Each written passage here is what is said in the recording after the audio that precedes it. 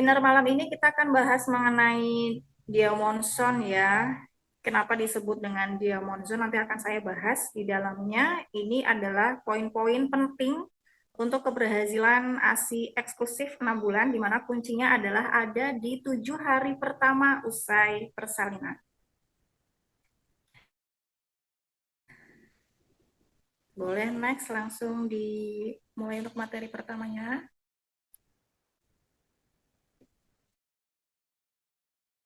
Ya, kita awali dengan syariat menyusui dalam Al-Quran ya. Semua agama dan kepercayaan di Indonesia sudah sepakat bahwa ASI ini masuk dalam semua kitab. Dan saya akan menyoroti dalam kitab yang saya yakini karena saya seorang Muslim. Jadi di sini saya membuka dari surat Al-Baqarah ayat 233. Sebetulnya banyak sekali ayat dalam surat Al-Quran yang mengupas tentang ASI ya, atau berbicara tentang ASI. Allah berfirman tentang ASI di beberapa surat sebetulnya. Hanya saja banyak pakar laktasi yang hanya fokusnya lebih ke Al-Baqarah ayat 233 karena memang di situ lebih lengkap ya. Saya bacakan terjemahannya. Bismillahirrahmanirrahim. Dan ibu-ibu hendaklah menyusui anak-anaknya selama 2 tahun penuh bagi yang ingin menyusui secara sempurna. Dan kewajiban ayah menanggung nafkah dan pakaian mereka dengan cara yang patut. Seseorang tidak dibebani lebih dari kesanggupannya. Janganlah seorang ibu menderita karena anaknya, dan jangan pula seorang ayah menderita karena anaknya. Ahli waris pun berkewajiban seperti itu pula, apabila keduanya ingin menyapih dengan persetujuan dan permusyawarahan antara keduanya. Mereka tidak ada dosa atas keduanya. Dan jika kamu ingin menyusukan anakmu kepada orang lain, maka tidak ada dosa bagimu memberikan pembayaran dengan cara yang patut.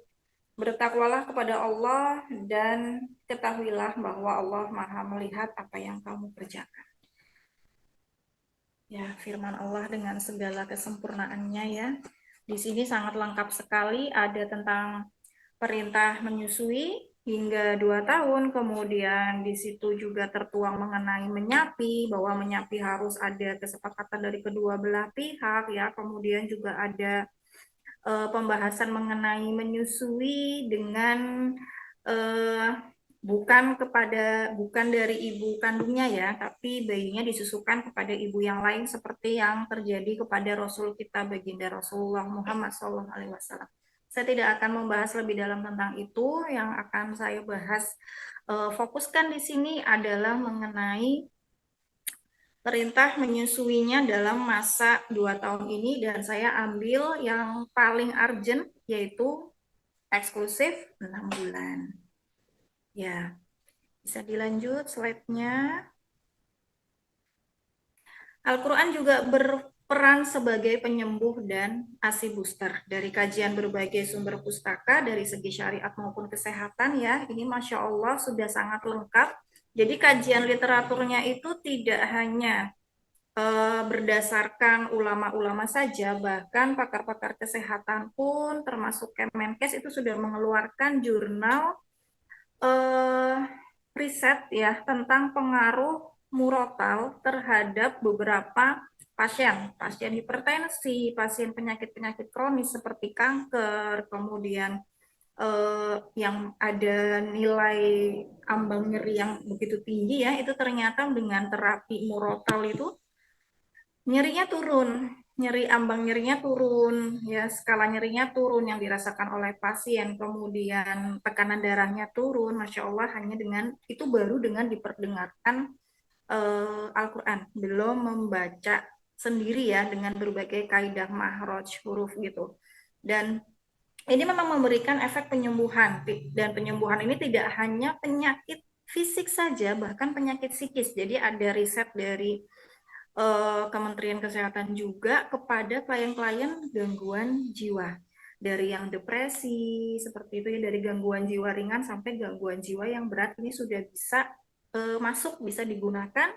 Silahkan untuk rekan-rekan tenaga kesehatan yang sudah berjalan di berbagai rumah sakit di Indonesia untuk media penyembuhan gangguan kejiwaan ya. Dan kaitannya dengan ibu usai melahirkan itu bagaimana kok bisa jadi ASI booster? Jadi untuk ibu usai melahirkan karena faktor hormonal ini ibu akan mengalami kondisi psikologis yang sangat fluktuatif karena hormonal ya, jadi moodnya itu luar biasa bergejolak, naik turun ya. Ada yang bahkan sampai ibu itu di titik depresi postpartum ya, atau teman-teman mungkin sering mendengarkan istilah-istilah baby blues yang paling sering. Jadi baby blues dulu. Nah, ini baby blues ini kalau tidak teratasi, tidak termanage dengan baik nanti akan masuk ke dalam fase depresi postpartum. Dengan adanya terapi Al-Qur'an ini, Al-Qur'an sebagai penyembuh, baik klien yang membaca sendiri itu akan lebih baik ya, dan efek penyembuhannya itu akan lebih dahsyat. Kalau misalkan kondisinya sedang belum suci dari nifas atau kondisinya sedang lemah, boleh diperdengarkan menggunakan murotal. Dalam beberapa buku diperdengarkan murotal, pakai media murotal itu boleh, walaupun sebetulnya murotal ini adalah efeknya paling doif ya, paling lemah gitu, tapi diperbolehkan dengan catatan si kliennya atau keluarganya memang nyuwun sewu, mohon maaf mungkin belum bisa membaca Al-Quran atau ada kelemahan fisik yang membuatnya belum bisa membaca Al-Quran, masih nifas gitu ya, itu boleh diperdengarkan menggunakan media murotal. Saya ambil kajian ini dari bukunya Ustadz Muhammad Faisar dalam bukunya yang berjudul ayat Mukjizat Penyembuh Al-Quran ya, mukjizat ayat penyembuh dalam Al-Quran gitu. Ini kembali lagi tadi ya, karena bisa mengatasi permasalahan yang sifatnya psikis seperti khawatir, cemas, galau, kemudian baby blues ya. Al-Quran ini bisa memberikan rasa tenang, ada rasa tenang, kemudian rileks. Nah, kita tahu bahwa produksi ASI ini ada salah satu hormon di mana dia kuncinya untuk menstimulasi si produksi hormon ini harus kitanya tuh harus tenang, harus rileks, harus bahagia. Korelasinya di situ dengan diperdengarkan ayat Al-Quran, harapannya si klien, si ibu menyusui bisa lebih bahagia, bisa lebih tenang, ya, lebih rileks, gitu. Kemudian ini bisa menstimulasi hormon oksitosin. Otomatis kalau hormon oksitosinnya bagus, hormon prolaktinnya juga bagus, maka produksi ASI pun lancar. Kalau produksi ASINya lancar, ibunya juga pasti akan tenang, nggak uring-uringan ya, apalagi ditambah dengan dukungan menyusui yang bagus di rumah sebagai support system, maka tentunya kejadian baby blues ini bisa diminimalisir. Kita akan masuk ke berikutnya, anatomi payudara dan proses produksi ASI.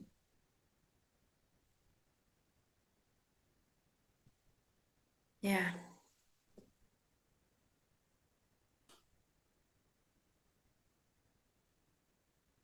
Oke, ini saya akan memperlihatkan area payudara bagian luar terlebih dahulu ya. Untuk area payudara bagian luar, ini seperti ini gambarannya. Kemudian yang untuk nanti menyusu bayinya adalah area ini nih, yang kehitaman ya, yang disebut dengan areola. Kalau di slide-nya teman-teman itu namanya areola ya, yang bagian kecoklatan ini. Bayi itu akan nempel, melekat, nyusu di situ. Makanya ibu-ibu dengan kondisi puting tenggelam sebetulnya tidak menjadi halangan untuk menyusui karena pelekatan bayi nempelnya itu yang efektif adalah di bagian areola, bukan di puting. Kalau area puting sudah paham ya. Nah, kemudian kalau kulit payudara kita buka, teman-teman bisa lihat di situ di slide-nya, di materi, itu akan banyak sekali organ-organ Dalamnya ya ada duktus atau saluran ASI, ada di dalam saluran ASI itu di dalamnya ada lobus ya, kemudian di dalamnya lagi ada lobulus, itu adalah gudang-gudang untuk produksi ASI. Gambarannya seperti itu. Kemudian si payudara ini seringkali kadang kita fokusnya hanya pada kelenjar ASI saja. Kita lupa bahwa payudara ini juga disokong ada yang namanya otot ya, dan otot ini nanti berperan juga nih untuk proses mengeluarkan ASI bersama-sama dengan hormon oksitosin. Nah, sebetulnya produksi ASI bagaimana sih? Kok ada keterlibatan hormon oksitosin, hormon prolaktin, itu cara kerjanya sebetulnya bagaimana? Bagaimana kok ini payudara bisa lantas mengeluarkan ASI ya? Keajaiban atau mukjizat dari ilahi secara alamiah, secara keilmuannya seperti apa prosesnya? Oke, teman-teman bisa lihat di slide yang berikutnya.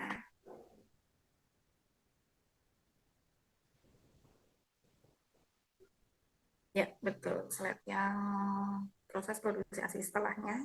Lanjut. Ya. Diawali dari hisapan bayi ya, diawali dari hisapan mulut bayi. Fitrahnya seperti itu. Adanya hisapan mulut bayi ini akan diterima ya, rangsangan dari hisapan mulut bayi ini akan diterima oleh saraf-saraf yang ada di dalam, yang ada di sekitar payudara itu, yang ada di dekat areola ya. Kemudian saraf ini akan mengirimkan pesan ke otak. Ya, saya rangkum ya supaya lebih simpel, akan mengirim sinyal ke otak, lalu otak ini akan memerintahkan dua hormon yang terlibat dalam produksi ASI, hormon prolaktin dan hormon oksitosin. Hormon prolaktin fungsinya dia yang bikin ASI-nya, ibarat kita bikin roti, dia yang nge-mixer nih adonannya. Nah, oksitosin ini yang berfungsi untuk menyemburkan asinya supaya bisa keluar, dibantu oleh kontraksi si otot. Jadi, kalau otot payudaranya tidak terawat dari sebelum menyusui, ini kebanyakan kasus di lapangan juga ibu-ibunya nih banyak mengalami permasalahan gitu, termasuk saya sendiri juga ngalamin karena saya akui dulu tuh saya males banget olahraga ya.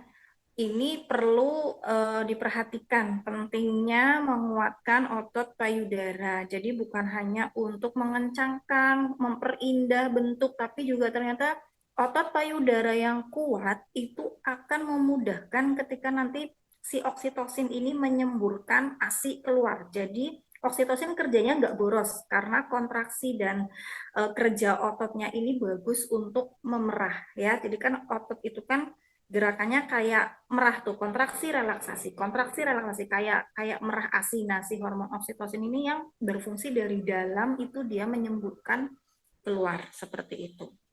Itu proses kerja produksi ASI. Jadi otak tahu nih karena ada rangsangan dari hisapan bayi. Asal ada rangsangan hisapan bayi, otak akan menginstruksikan dua hormon itu tadi. Ini butuh nih, butuh produksi segera. Langsung dua hormon itu akan produksi segera mengeluarkan ASI. Lalu bagaimana kalau tidak ada hisapan dari bayi sama sekali? Ya pasti produksi ASINya akan turun. Kenapa? Nanti akan kita bahas nih di slide yang berikutnya tentang saklar hisapan ASI ya. Oh, ada di nanti di bawah ada ya. Nanti kita akan masuk ke saklar hisapan bayi ASI.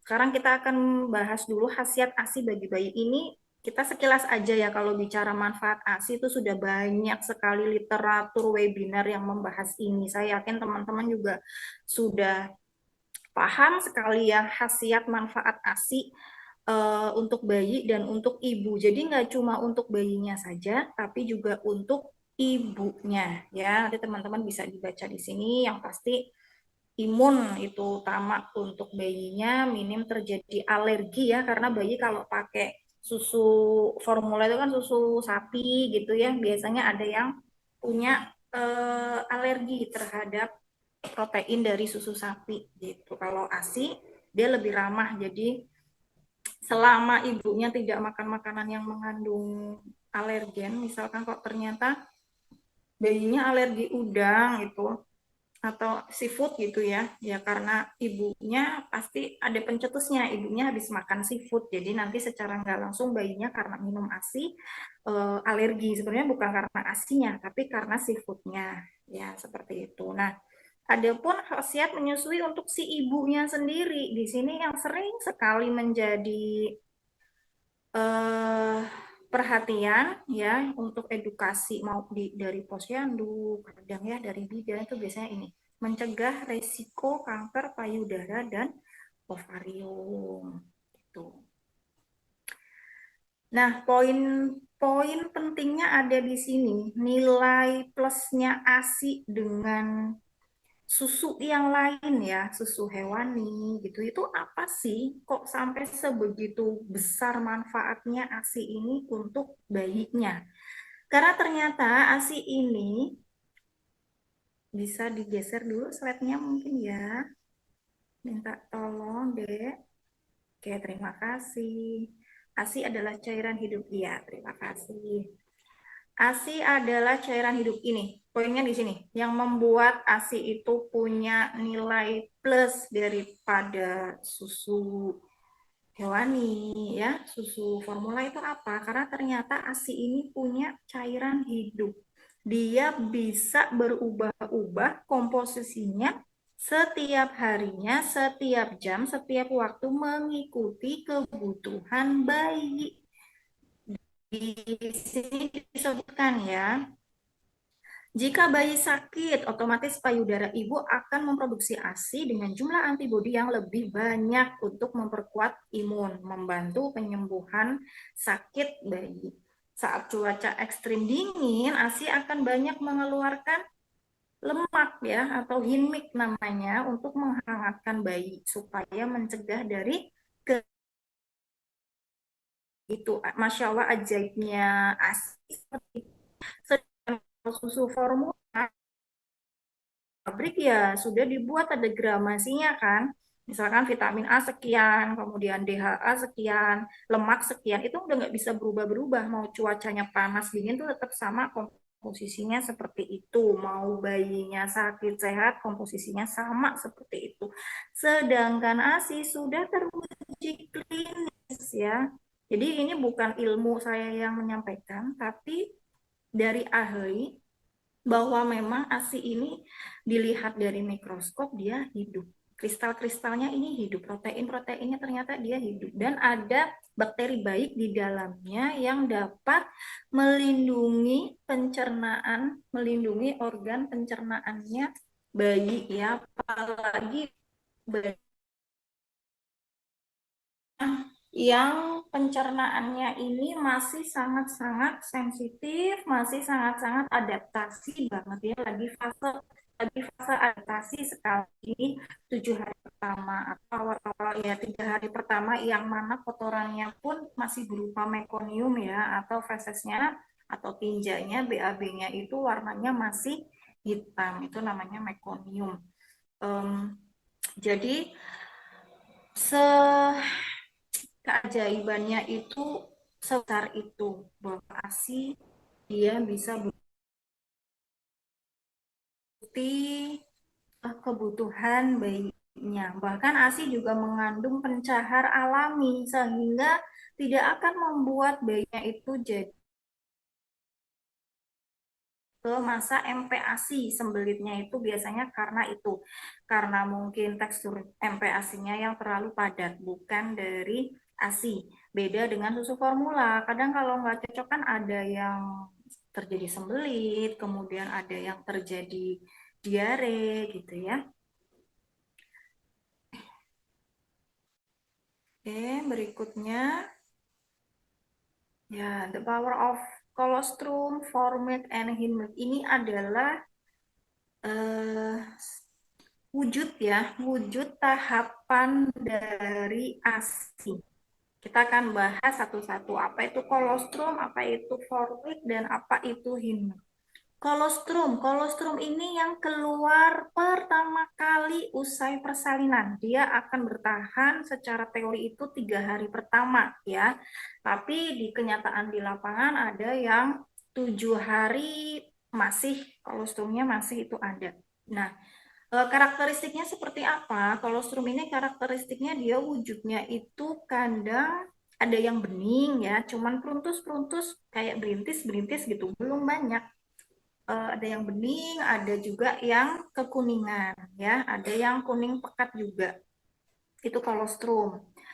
Keluar di minggu pertama usai persalinan dengan jumlah yang masih sedikit, paling hanya kalau di perah itu sekali keluar hanya 5 sampai 7 cc. Tapi walaupun sedikit itu sangat mencukupi kebutuhan bayinya ya. Nanti kita akan bahas nih, biasanya banyak masa menyerah di minggu pertama karena salah persepsi. Banyak yang menganggap seharusnya ketika lahir asinya sudah langsung belontah-belontah, sudah langsung luber-luber, warnanya sudah langsung putih yang pekat gitu. Ada juga kapan harusnya kolostrum ini kan keluarnya ketika masih hamil trimester akhir. Jadi ketika bayi sudah lahir harusnya keluarnya sudah yang banyak gitu. Banyak sekali kondisi-kondisi kesalahpahaman, kekeliruan di tengah masyarakat seperti itu. Padahal bukan berarti yang saat hamil tidak keluar ASI terus nanti ketika bayinya lahir nggak bisa ASInya nggak akan keluar, itu nggak juga. Ada juga yang pas hamil dia keluar kolostrum, kemudian harapannya nanti setelah hamil trimester akhir, kemudian setelah lahiran asinya juga langsung yang pekat, itu juga enggak juga ya. Tetap kolostrum ini dia akan keluar di minggu pertama dan ini sangat dibutuhkan oleh bayi. Dia tadi mengandung antibodi yang begitu tinggi, kemudian ada bakteri baik itu untuk melindungi pencernaan bayi yang masih adaptasi dengan dunia luar, masih tahap pematangan pencernaannya ya. Kemudian dia juga mengandung zat pencahar untuk mengeluarkan atau membersihkan mekonium ya, kotoran pup ya, feses, BAB yang berwarna hitam tadi. Itu fungsi kolostrum yang tidak bisa digantikan dengan produk susu pabrikan manapun, sekalipun misalkan ada tulisannya di situ komposisi mengandung kolostrum sapi. Ya, itu berarti kan sebetulnya bagusnya untuk bayi ibu sapi ya. Kalau kolostrum sapi untuk bayi manusia ya kurang relevan gitu, kurang tepat. Itu tadi kolostrum. Nah, berikutnya formik. Formik ini, jadi setelah kolostrumnya sudah habis, sudah selesai ya, baru disusulah sama yang namanya formik. Formik ini warnanya bukan lagi bening ya, tapi mulai mulai putih. Putih yang belum pekat itu formik. Karakternya bagaimana? Formik selain dari warnanya tadi yang seperti itu, dia juga punya punya fungsi peran sendiri ya, berbeda dengan inek dan kolostrum. Formik ini yang tadi putih, cairan cairan yang tidak pekat ya, ASI yang belum pekat gitu, kemudian warnanya juga masih putihnya belum putih pekat, antara putihan gitu. Ini dia mengandung tinggi laktosa ya. Laktosa ini adalah gula susu yang berfungsi sekali untuk yang berperan untuk energi pada bayi biar bayinya ini enggak lemes gitu ya. Kemudian si formik ini juga mengandung antibodi juga ya. Kandungan antibodinya itu juga masih nih dari si kolostrum tadi masih dilanjutkan sama formik. Nah, ini formik ini juga terjadi kesalahpahaman di tengah masyarakat yang masih sangat banyak kondisi salah paham seperti ini. Jadi banyak yang asinya masih cair, asinya belum pekat, ini nggak bagus dibuang gitu ya. Apalagi formik ini biasanya sering dijumpai pada ibu-ibu yang biasanya eh, kalau sudah mulai bekerja gitu ya, sudah mulai bekerja, pulang kerja itu biasanya ada yang bilang suruh dibuang dulu takutnya kena angin gitu, akhirnya formiknya banyak yang dibuang. Padahal si formik ini dia punya kedudukan yang spesial juga untuk bayi, agar bayinya tidak dehidrasi ya, kemudian tidak lemas, jadi kebutuhan gulanya itu tercukupi dari formik gitu. Kemudian yang berikutnya ada yang namanya himik. Nah, himik ini barulah dia warnanya itu putih pekat ya, dia tinggi lemak. Nah, ini karena dia tinggi lemak jadinya itu untuk meningkatkan berat badan dan menghangatkan tubuh bayi. Jadi sekarang ya teman-teman, kalau misalkan cuaca panas kok ASI saya yang keluar itu kebanyakan cair ya. Ya, karena bayinya membutuhkan itu supaya tidak dehidrasi. Jadi kebanyakan formik ya keluar. Kemudian kok ASI saya eh, keluarnya kok pekat terus ya gitu. Ini bisa jadi karena memang kondisinya cuacanya sedang dingin. Jadi bayinya supaya tidak kedinginan, maka kita ibunya ya, ibu menyusui itu dia akan dominan mengeluarkan si himiknya. Begitu juga dengan kondisi bayi sakit nih. Tadi mana di antara tiga ini yang banyak sekali antibodinya. Kolostrum jelas di minggu pertama ya, tapi untuk misalkan bayi sakit usianya sudah 1 bulan ke atas, dia terkena flu gitu, yang paling sering kan bayinya flu. Formik otomatis akan diproduksi lebih banyak dari biasanya karena ini untuk perlindungan. Allah ngasih sebagai perlindungan supaya bayinya cepat sembuh ya, flu-nya tidak terlalu lama, kemudian flu-nya lekas sembuh gitu, atau ibunya yang terkena flu.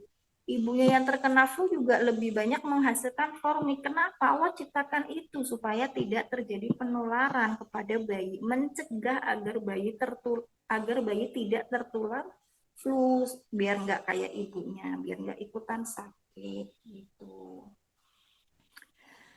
Ya, slide berikutnya tentang saklar produksi ASI. Ya, ini nyambung sama yang atas tadi ya, saklar produksi ASI kaitannya dengan produksi ASI. Gimana sih sebenarnya saklar produksi ASI? Jadi kalau ibaratnya nih, diibaratkan kalau kita mau nyalain lampu, itu kan ada saklarnya ya. Ada saklarnya nih, kalau kita nyalain lampu. Dengan nyalain saklar itu, lampunya nyala. Ternyata produksi ASI juga konsepnya sama kayak gitu. Saklarnya harus dipencet dulu nih, biar produksi ASINya juga bagus. Dari mana saklar produksi ASI? Slide-nya boleh minta tolong? Iya, oke deh, terima. Dari mana saklar produksi ASINya? Didapat dari hisapan bayi, yang mana hisapan bayi ini menjadi faktor terpenting untuk stimulasi produksi ASI. Makanya dari itu, dalam rangkaian Diamond Zone ini saya sering bawelin klien gitu ya. Terutama untuk yang ibunya bekerja, jangan terlalu buru-buru memberikan media lain ya. Jangan terlalu terburu-buru menyusui dengan media lain. DBF atau DBF mungkin teman-teman ada yang belum tahu, di sini DBF itu direct breastfeeding ya, singkatan itu yang artinya menyusui langsung, netein bayinya nyusul langsung ke emaknya. Ya, ini di minggu-minggu atau bulan-bulan pertama awal persalinan saya selalu nyerewetin klien, jangan buru-buru bayi didotin. Fokus aja udah dulu DBF dulu, karena kita butuh banget si saklar ini terpelihara, si saklar ini sering terstimulasi. Nanti ketika ibunya sudah akan bekerja, ya, di bulan kedua kita akan baru masuk bicara tentang bagaimana persiapan ibu untuk kembali bekerja. Tapi 30 hari pertama usai persalinan, saya mewajibkan klien untuk wajib DB F jika tidak ada kontraindikasi secara medis, jika bayi tidak ada kelainan mulut, dalam artian ibu dan bayi sama-sama dengan keadaan yang sehat, tidak ada kendala sakit medis ya atau kelemahan medis. Susuin langsung paling tidak 30 hari pertama. Kenapa sih 30 hari pertama itu harus full nyusuin dulu? Kebayang, bayi selama dalam kandungan 9 bulan dia tidak ada kerja keras sama sekali untuk mendapatkan nutrisi. Semua sudah terpenuhi lewat mana? Lewat plasenta. Begitu dia lahir, jebrot ya, dia mengalami banyak sekali masa adaptasi. Bagaimana dia bernafas, itu aja udah sesuatu yang baru untuknya. Bagaimana dia harus mendapatkan nutrisi. Nah, mendapatkan nutrisi, ini aja ada 3 keterampilan bayi nih. Satu ya, yang pertama, mencapai ke payudara ibu. Yang kedua, mencapai atau melekat ya ke payudara ibu. Yang kedua, keterampilan untuk menghisap payudara ibu. Dan yang ketiga, keterampilan untuk menelan ASI-nya. Kalau misalkan ini keterampilan ini butuh jam terbang loh bayi. Jangan disamakan dengan orang dewasa seperti kita yang bisa minum dengan berbagai media. Udah pinter mau pakai sedotan, mau dikokop, ya mau pakai sendok itu kita semua udah bisa. Tapi bayi butuh waktu untuk belajar. Ibunya pun butuh waktu untuk mengenali bayinya, mengenali payudaranya gitu ya. Oke, next berikutnya kapan sih kita mulai menyusui? Mulai menyusui itu ya sesegera mungkin agar si ASI itu segera keluar ya. Bagaimana ASI mau keluar kalau tidak langsung kita ingat konsep itu tadi karena saklar produksi ASI ada pada isapan bayi. Ini pentingnya pentingnya keluarga ya, keluarga dan rumah sakit ini berkoordinasi karena ini diawali dengan ada yang namanya IMD, inisiasi menyusu dini, kemudian dilanjutkan dengan rawat gabung ketika sudah di ruangan. Jadi bagusnya langsung rawat gabung nih kalau ibu dan bayinya kondisinya sehat, stabil, rawat gabung, jangan dipisah. Biasanya kan memang ada pemisahan sebentar ya untuk observasi kondisi bayi, itu nggak apa-apa, tapi jangan sampai 24 jam terpisah dan baru diketemukan hari berikutnya atau sengaja dititipin ke susternya ke bidannya dengan alasan kita mau istirahat dulu gitu dan istirahatnya itu nggak cuma sejam 2 jam 24 jam terpisah ada yang sampai 2 hari terpisah dititipin di ruang bayi. Nah ini nanti akan semakin mengulur waktu bayi melekat ke ibu akan semakin mengulur waktu lagi untuk ASI ini bisa produksi dan ASI ini bisa keluar. Makanya ini pentingnya persiapan dari masa persalinan ya. Oke. Slide berikutnya, Dek, boleh dibantu? Ya, kita udah mulai masuk nih materinya semakin panas ya. Diamond zone agar sukses menyusui. Kenapa saya sebut diamond zone itu tadi? 7 hari pertama bagi saya mengamati perjuangan klien ya ibu menyusui itu paling berat adalah di 7 hari pertama dan saya pun merasakan itu setelah 2 kali gagal menyusui. Saya gagal menyusui di anak pertama dan anak kedua ya anak kedua yang meninggal ini yang menjadikan saya tamparan keras sehingga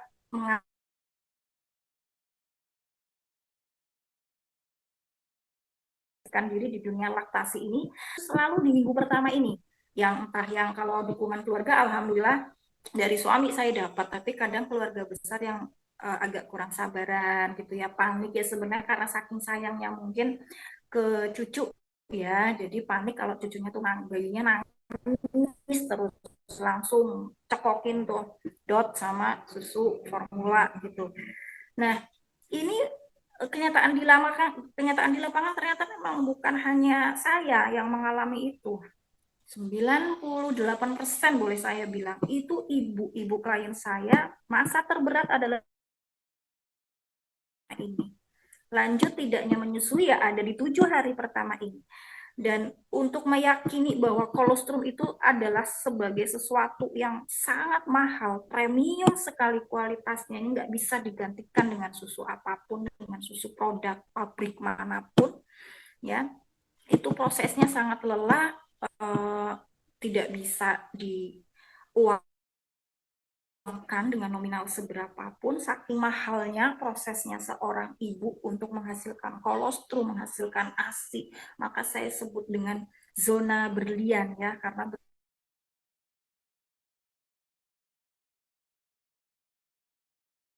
ya kita tahu itu memiliki berlian yang mahal ya, yang bernilai gitu. Nah, ASI buat saya itu seperti berlian malah, dan uh, masa-masa rawan kita itu lanjut apa enggak nyusuin ya ada di antara 7 hari pertama ini. 7 hari pertama aman, insya Allah minggu berikutnya aman ya. Jadi secara teori kan sebetulnya kuncinya itu ada di 14 hari pertama. Tapi dari 14 hari pertama, 7 hari pertama ini betul-betul hidup mati istilahnya ya. Lanjut enggaknya menyusui itu di masa itu. Berat, lagi berat-beratnya di 7 hari pertama itu. Gitu. Jadi ini yang perlu sekali pendampingan adalah pada saat usai persalinan ya, di situ. Ya, agar lebih maksimal supaya ketika pada saat usai persalinan ini nggak terlalu banyak PR nih, apa yang harus disiapkan sebenarnya agar bisa sukses asik ya, itu tadi minggu pertama aman, minggu kedua ke sana mah udah santai, insya Allah aman. 2 minggu aman, kesananya aman. Tapi kalau seminggu pertama error, minggu kedua dan ketiganya, aduh berat, berat banget ya. Dan di sini diawali dari persiapan laktasi masa kehamilan. Idealnya itu sebetulnya dari trimester akhir kehamilan. Ya, dimulai dari trimester akhir kehamilan. Apa aja sih yang perlu disiapkan? Satu, ini yang sering kelewat nih. Ngumpulin teori oke bagus ya, udah ikut kelas laktasi sana sini itu udah bagus. Sayangnya poin pertama ini yang sering kali kelewat, membangun visi misi keluarga. Jadi sebaiknya calon-calon ibu menyusui ini ketika mengikuti kelas-kelas laktasi diajaklah suaminya, diajaklah orang tuanya, diajaklah mertuanya. Pada ada nih orang tuanya ya, dulu nih, disatukan dulu frekuensinya, disatukan dulu sinyalnya supaya sama-sama yuk kita apapun yang terjadi usahakan ASI dulu. Nah, sampai batas mana nih kita berjuang untuk ASI dulu? Itu nanti masuk ke kelas laktasi. Makanya belajarnya bareng-bareng. Tidak hanya ibunya saja yang belajar, nggak cuma ibu menyusuinya aja nih yang belajar, tapi keluarga juga perlu untuk dilibatkan, termasuk kalau yang sudah ada misalkan mau pakai pengasuh bayi ya, nah ini pengasuh bayinya boleh ikut dihadirkan di kelas itu juga supaya nanti kita nggak capek-capek lagi nih transfer ilmu lagi ke pengasuhnya. Kadang kalau yang menjelaskan orang lain ya, apalagi orang lain itu memang ahli di bidang tersebut, biasanya keluarga dan pengasuh ini akan lebih memperhatikan itu ya. Kemudian nanti baru setelah ini clear, setelah keluarga clear, baru ke tahap-tahap berikutnya. Antara lain ya, selama masa kehamilan tidak boleh, ini larangan keras ya, tidak boleh melakukan terapi laktasi apapun. Mau itu pijat laktasi, mau urut-urut payudara, itu nggak boleh. Karena memang belum saatnya. Ya, khawatirnya stimulasi pada payudara ketika masa kehamilan ini bisa menyebabkan kontraksi rahim. Ya, jadi harus hati-hati. Kecuali ibu hamilnya ini sudah trimester akhir lebih dari 39 minggu misalkan, atau sudah masuk 37-38 minggu tapi belum ada tanda-tanda persalinan. Ini boleh dilakukan terapi laktasi, tapi sekali lagi lebih baik yang melakukan itu bidan ya, bidan dan atas seizin dokter kandungan atau dokter obgyn yang sudah biasa melakukan pemeriksaan gitu. Izin dulu terus lakukan ke bidan. Saya saja tidak menerima terapi laktasi untuk kehamilan yang belum ada tanda-tanda persalinan, untuk induksi persalinan gitu ya kan bisa. Pijat laktasi itu bisa dilakukan untuk membantu induksi alami persalinan. Tapi saya tidak mau melakukan karena memang saya bukan bidan. Khawatirnya seperti terjadi kontraksi rahim atau saat dilakukan terapi terjadi kontraksi rahim, kemudian mules-mules gitu ya. Ini resiko banget. Jadi amannya tidak dilakukan gitu ya. Kemudian tidak minum ASI booster. Ini juga sering banget kasus di lapangan tuh kayak gini karena khawatir terus, belum lagi kedengeran temennya ya pada cerita aku hamil 7 bulan udah keluar loh asinya, udah mulai rembes-rembes lah, galau tuh. Akhirnya minum deh segala macam ASI booster. Satu jenis ASI booster pun itu nggak boleh. Kenapa? Nanti ketika persalinan ini akan terjadi banyak kasus permasalahan pada payudara. Yang payudara tersumbat lah, yang bengkak lah karena over ASI booster, over konsumsi ASI booster. Jadi konsepnya pada masa kehamilan kenapa si ASI itu kok belum keluar? Karena si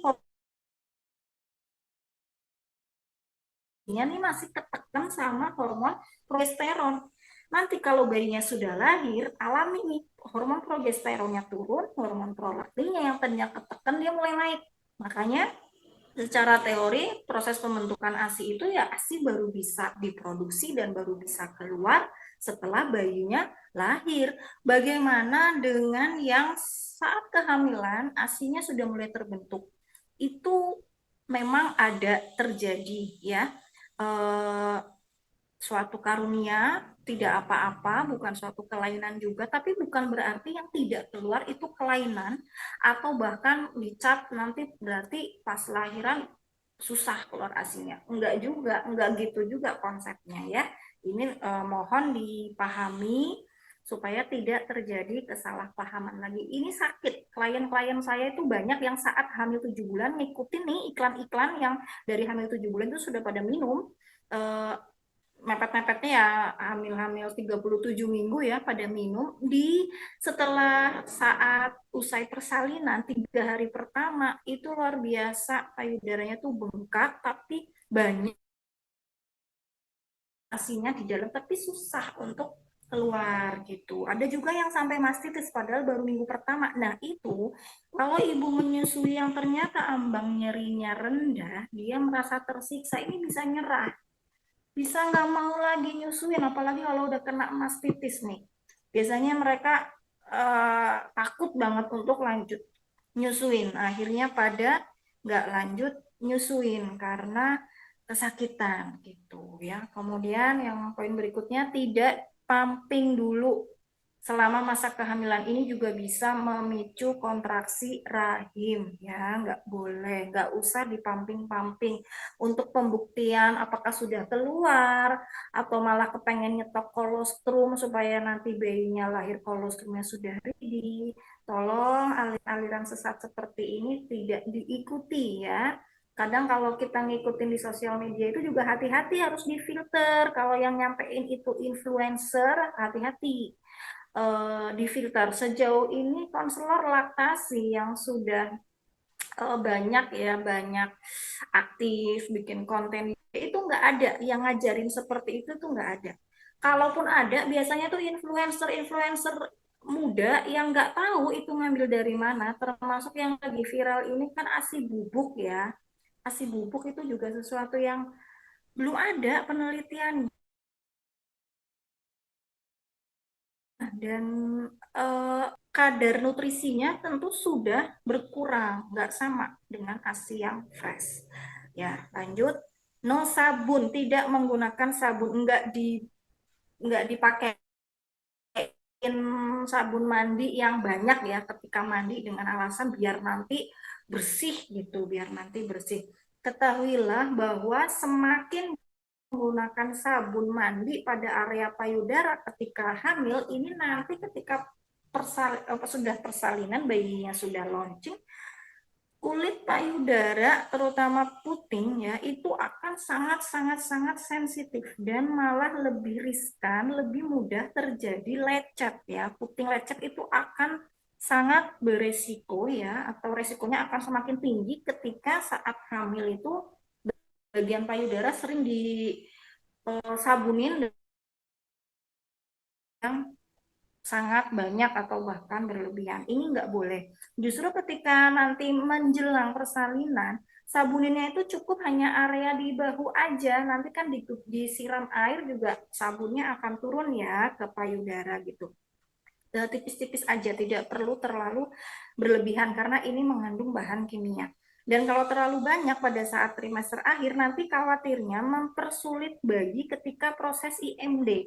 Loh kok bisa? Ya, kaitannya begini. Proses IMD itu kan banyak cairan-cairan ketuban ya, sisa-sisa ketuban di tubuhnya. Bayi itu kan dia pasti akan panik ketika lahir, itu sebenarnya dia nggak happy, dia panik ini apa gitu, dan dia akan merasa nyaman dengan cara membaui sesuatu yang dia kenali, yaitu bau ketuban dari ibunya yang dia kenali selama 9 bulan di dalam perut ya.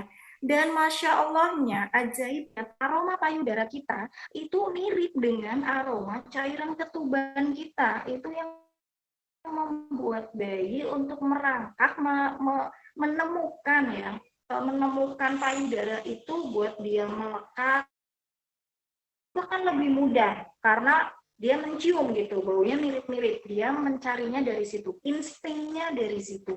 Nah kalau kita sudah trimester akhir kok payudaranya malah sering dikasih parfum, kemudian sering dibersihkan ya pakai sabun dengan alasan ya bagus untuk kebersihan, tapi sayangnya ini akan mengikis aroma alami payudara kita yang justru ini akan dicari sama bayi ketika proses IMD gitu ya. Mudah-mudahan bisa dipahami. Maka kalau mau membersihkan ya secukupnya aja saat mandi. Kemudian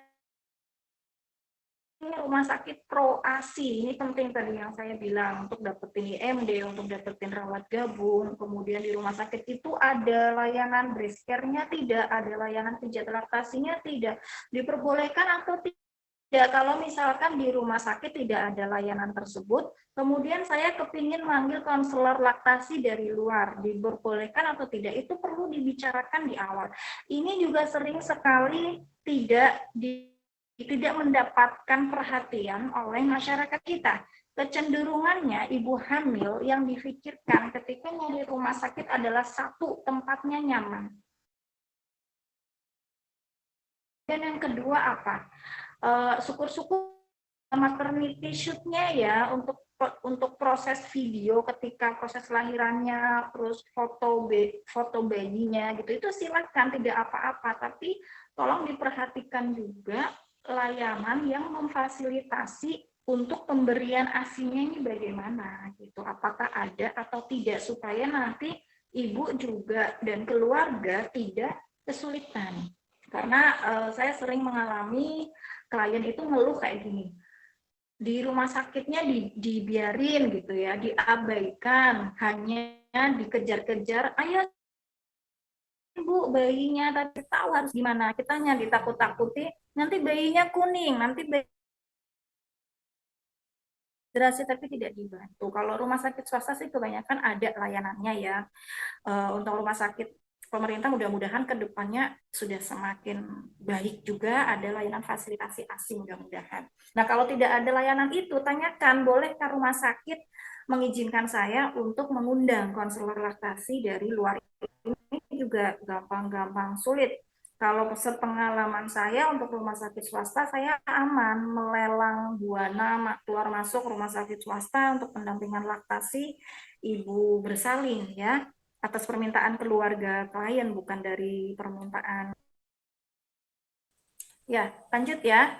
Kemudian yang kedua, dagu bayi menyentuh payudara, bagian areolanya yang atas lebih banyak terlihat di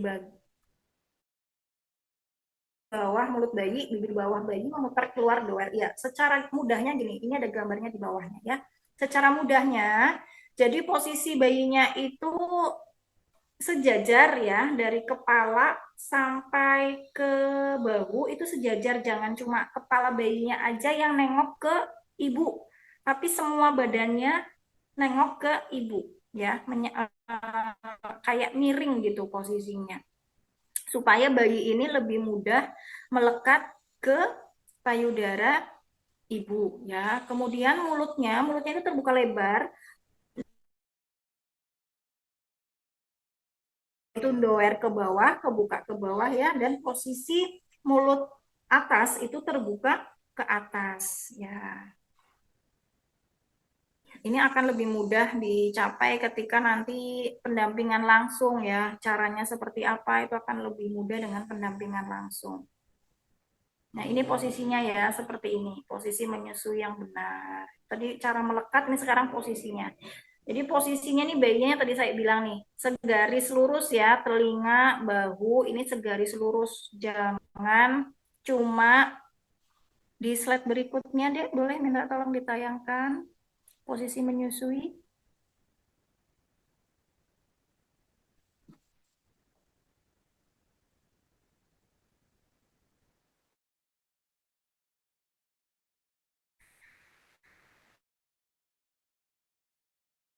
Kalau minum kita depan cuma kepalanya yang nengok juga nggak enak kan, susah nelunya. Bayi juga sama.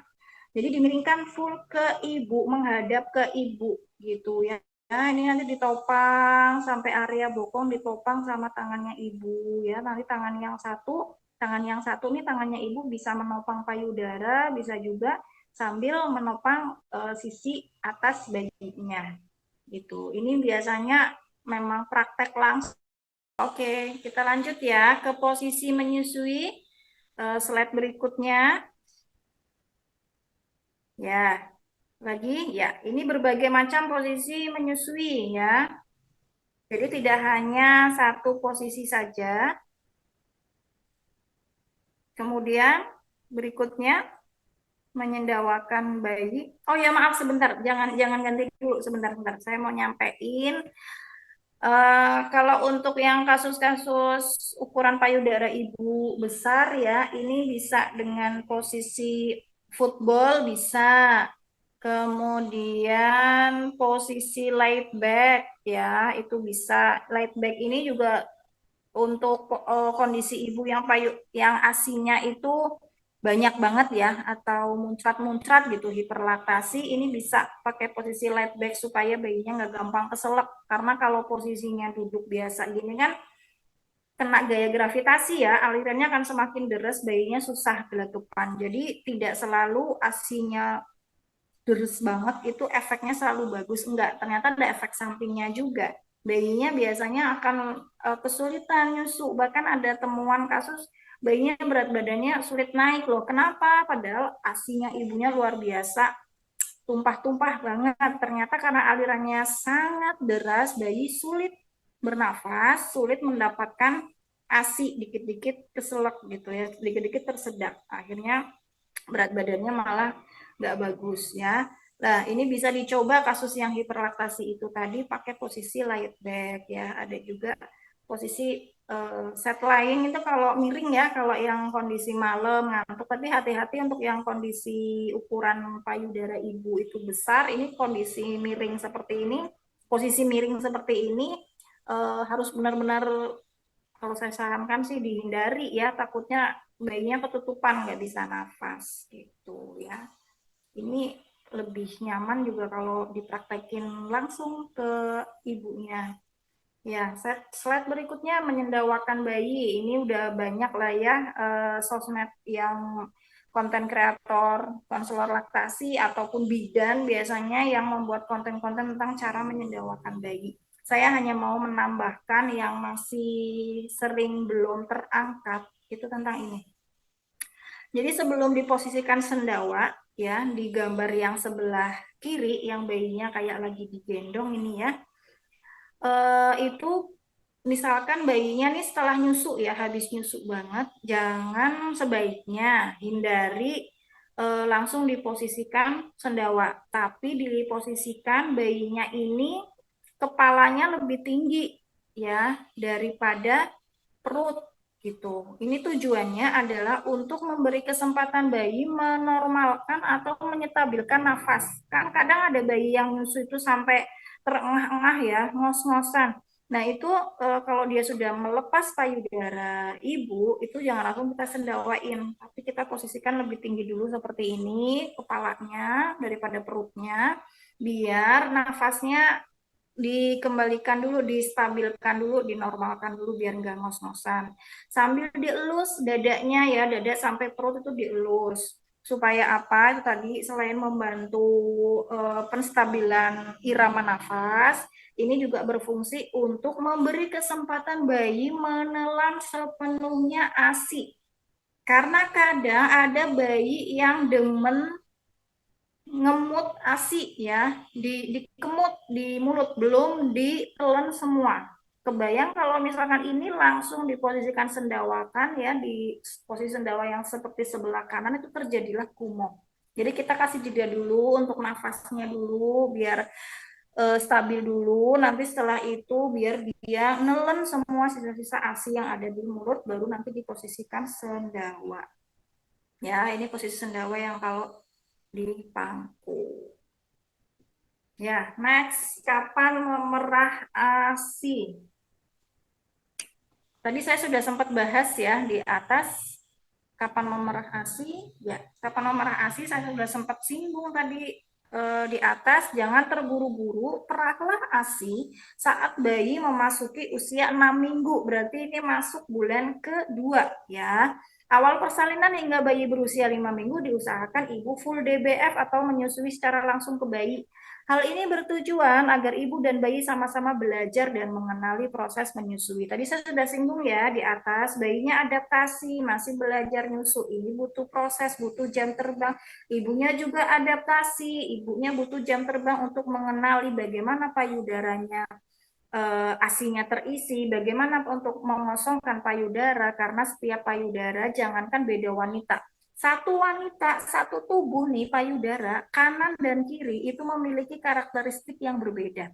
Buktinya, saya menemui klien ada yang payudara kanan dia cocoknya diperah dengan breast pump manual. Yang sebelah kiri dia pakai manual malah nggak keluar-keluar. Cocoknya malah pakai yang elektrik ya. Kanan dan kiri itu beda. Dan ukurannya juga kadang payudara kanan dan kiri juga beda juga kan. Makanya itu seorang ibu juga butuh waktu. Nggak cuma bayinya aja, ibunya juga butuh waktu untuk belajar proses menyusui. Makanya sebaiknya dilakukan proses memerah ASI itu ketika memasuki usia 6 minggu. Ini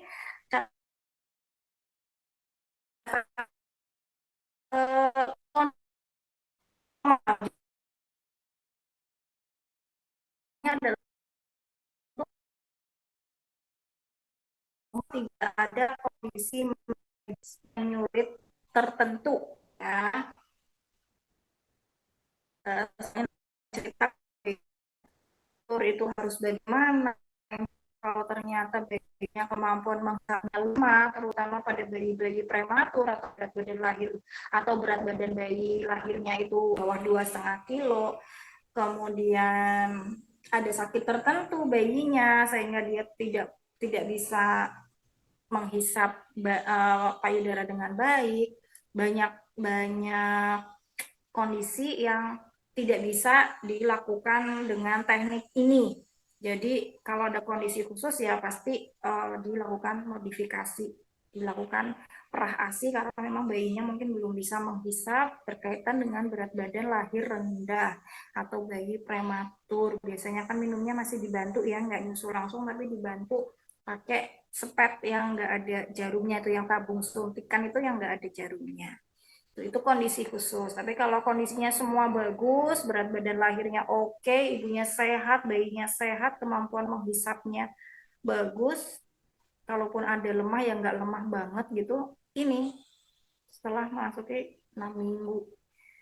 Nanti kalau belum 6 minggu, belum sebulan, udah dikasih dot, nah biasanya terjadilah kasus-kasus bingung puting atau nursing streak ya, bayinya nolak nyusu, nolak DBF gitu. Oke, berikutnya ini alat perah ASI-nya ya, macam-macam sekarang eh, banyak banget produk-produk breast pump ada di pasaran. Berikutnya tanda cukup ASI. Tanda cukup ASI ini apa saja sih? Ini wajib diketahui oleh keluarga ya, supaya tidak terburu-buru memutuskan untuk beli susu formula dengan dalil ASINya nggak cukup gitu. Sebetulnya apa sih tanda-tanda cukup ASI itu? Tanda cukup ASI yang pertama ya dari frekuensi pipisnya bayi. Jadi kita ada indikator kayak gini teman-teman. Usia bayi 1 hari, pipisnya minimal 1 kali. Nah ini ngikutin nih, usia bayinya 2 hari, pipisnya minimal 2 kali. Sampai usia bayi 5 hari, pipisnya udah lebih dari 6 kali ya. Jadi kalau hari 1, 2, 3, 4 tuh sama tuh angkanya. Tapi kalau bayi usianya udah 5 hari, pipisnya sudah lebih dari 6 kali. Kalau misalkan bayinya pakai diapers, bagaimana? Tinggal dilihat dalam 4 jam kan harus ganti ya popoknya, diapersnya itu kan harus ganti. Dilihat dalam 4 jam ini ada pipis nggak? Atau bisa lihat juga dari diapersnya ini ada sisa bercak-bercak kuning apa enggak? Kuning pekat ya. Kalau ada bercak kuning pekat, ya tandanya bayi ada kemungkinan dehidrasi. Itu di situ perlu diwaspadai. Yang berikutnya dari kenaikan berat badan. Jadi berat badannya mengikuti target dari WHO ya, grafik WHO yang ada di buku KMS, buku pink biasanya kalau yang ibu-ibu pada punya itu dilihat di situ sudah sesuai belum grafiknya. Terutama ketika kontrol 7 hari pertama ini juga perlu perlu waspada. 7 hari pertama kan biasanya bayi kontrol nih sama ibunya ya ke rumah sakit ditimbang. Jika terjadi penurunan berat badan, ya, yang perlu diwaspadai adalah asalkan tidak lebih dari 10%, ini masih aman. Karena bayi masih dalam masa adaptasi segalanya, ya, ya adaptasi lingkungan, adaptasi dia cara menyusuinya mungkin cara nyusunya dia mungkin belum pintar atau ibunya yang masih kesulitan proses menyusuinya itu wajar kalau selama kurang dari 10% penurunan berat badannya ya. Tapi kalau penurunan berat badannya kok sudah 10% dari berat badan lahir atau lebih dari 10%. Nah, dokter anak ini yang kadang bahayanya di sini nih. Dokter anak yang memang beliau punya lisensi konselor laktasi biasanya tidak akan terburu-buru untuk menyarankan klien beli susu formula. Tapi ada juga kadang mohon maaf oknum-oknum dokter spesialis anak yang terkadang menyarankan untuk membeli susu formula atau kalau sekarang sih alhamdulillah ya sekarang itu DSA udah banyak yang lebih aware sama ASI gitu ya. Justru keluarga yang kadang nggak pede akhirnya memutuskan untuk beli susu formula walaupun mungkin DSA-nya bilang nggak apa-apa kita perbaiki ya proses menyusuinya nanti kita evaluasi lagi minggu kedua apakah sudah kembali ke berat badan lahirnya atau belum. Jadi targetnya memang kalau yang bayi-bayi 7 hari pertama itu ada penurunan berat badan, targetnya di minggu kedua di hari ke-14 ya berat badan bayi sudah kembali lagi ke berat badan saat lahir gitu ya. Ini biasanya keluarganya nih yang nyerah kalau udah ngedon duluan kalau berat badannya ternyata turun gitu ya. Sebenarnya akan banyak langkah ini nanti eh, di buku saya sudah saya tulis apa yang harus dilakukan kalau misalkan berat badannya turun ya, berat badan bayi turun. Dan saya sampaikan ke klien tidak langsung di angka 10%, tapi angka 7%. Jadi saya biasanya bilang ke klien, Mbak, nanti dicatat ya berat badan lahirnya diingat-ingat berapa, saat nimbang nanti kontrol berapa, terus dihitung penurunannya ini mencapai 7% apa enggak. Ya, saya bilang ke klien itu 7%. Kenapa? Biar ada ancang-ancang, nggak langsung 10% gitu. Biar klien juga nanti ada spare ya, biar dia ada spare supaya dia nggak langsung panik gitu untuk memutuskan kalau misalkan ternyata penurunannya kok 10%.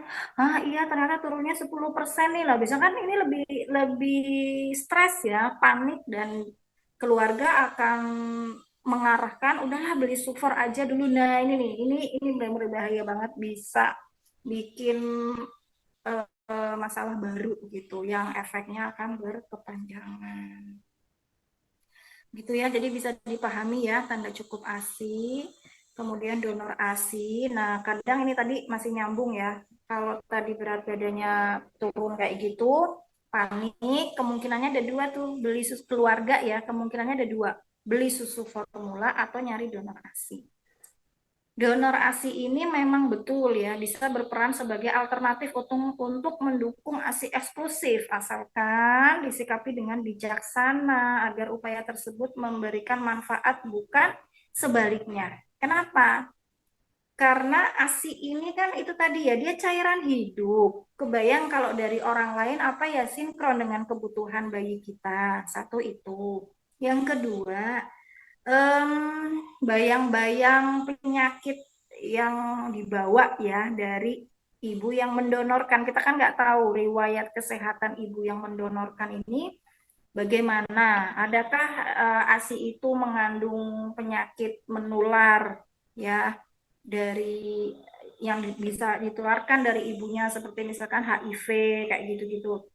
Kemudian ASI ini kan juga membawa informasi genetik, bagaimana dengan bibit bobot keluarga itu. Terus anak kita biarkan serta-merta langsung minum aja, itu bisa berpengaruh apa enggak. Nah, kalau